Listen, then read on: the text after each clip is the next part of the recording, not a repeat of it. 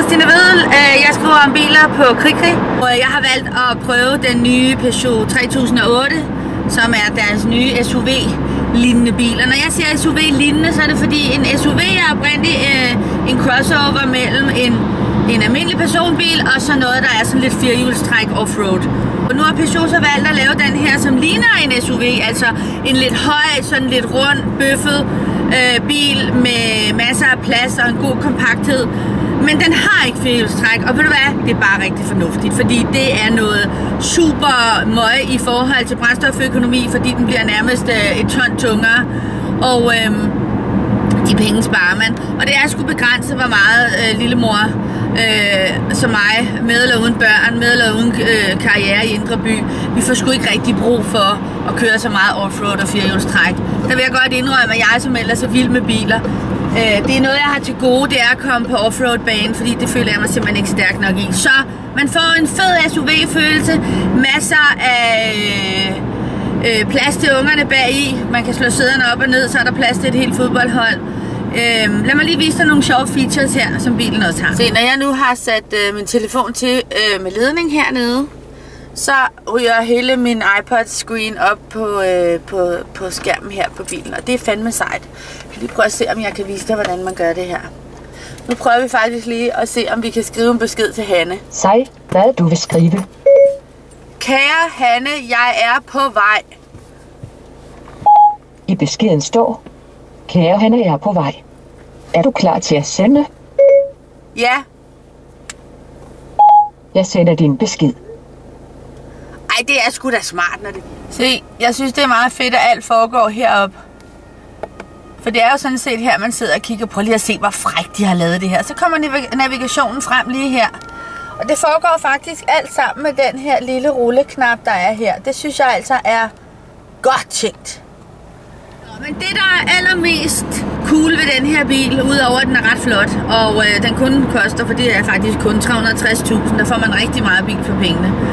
Men det er, at den kører så latterligt langt på literen. Altså, jeg har måttet ud og tjekke tanken og sådan nogle ting, fordi at jeg tankede den i fuld tank i går, det var omkring 300 kroner, der var jeg i IKAS, så kørte jeg til Aarhus, så kørte jeg til Vejle, og så kørte jeg tilbage til København.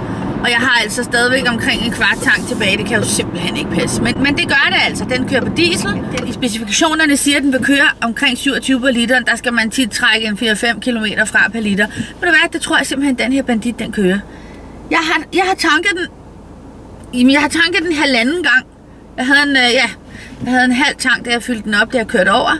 Og som sagt var den tom, og så fyldte jeg den op, og der er stadig en kvart tank tilbage. Det er fandme imponerende. Jeg kunne godt sætte mig ned og regne det ud, det gider jeg ikke. Du kan godt høre, det er billigt, ikke? Nå, så all in all har jeg været super begejstret, så hvis du har en lille nyfødt baby, hvis du forstår sådan en lille en, Christiane, så har man jo også brug for en sikker følelse, og man har brug for masser af plads, og det er der mildt talt i den her. Den er rigtig pænt indrettet, og jeg viser dig lige en sjov lille feature til, inden jeg slutter af.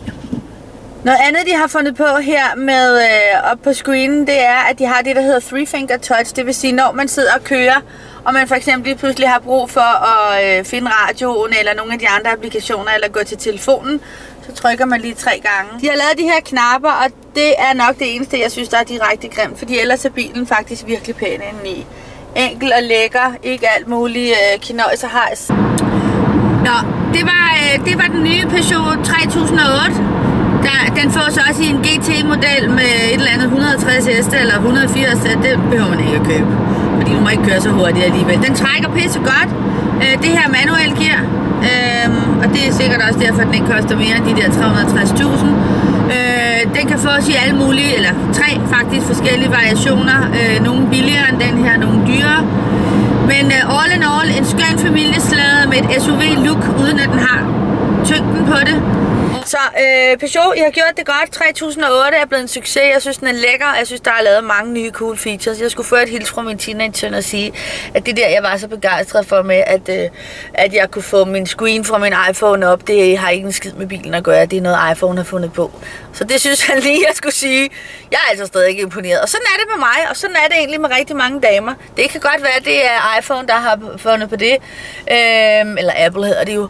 Men jeg har først fundet ud af nu at bruge det, og det synes synes jeg, fordi deres touchscreen i Peugeot ligger. Så, biler i krig, Christina Vedel, have det godt. Husk at køre nogle lækre biler. Det er lidt ligesom at tage et langt varmt bad, eller købe et par dyre sko. Det gør noget godt for sjælen. Ha' en dejlig dag.